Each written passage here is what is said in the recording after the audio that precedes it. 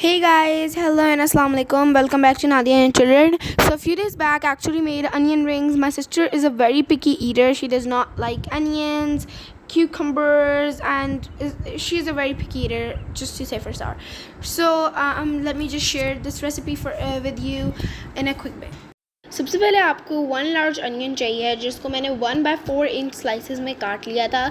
Then I will need 1 and 1/4 cups all purpose flour, 1 teaspoon baking powder and 1 teaspoon salt, 1 egg, 1 cup milk or as needed, 3/4 cup dry breadcrumbs and थोड़ी सी salt अगर आपको to taste your own taste. You can actually get it to your own taste. And 1 quart of oil for frying as needed. So basically आपको इसको cook करना है basically 2-3 minutes I guess. 3 minutes तक आप cook करके इसको पलटते रहें. ख्याल रखें इसको छोड़े मत बदर the crispiness if it goes away और वो सारा चोड़ मोड़ हो जाता है. And I hate it.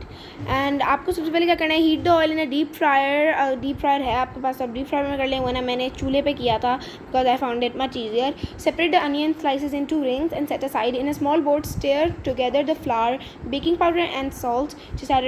Dip the onion rings into flour mixture until they're all coated. अच्छे से कोट कर लें. Set aside, whisk the egg and milk into the flour mixture. सबसे पहले मैंने मिल्क और फ्लावर को अलग से मिक्स कर लिया अच्छे से. And then आप उसको में डाल के just fry it.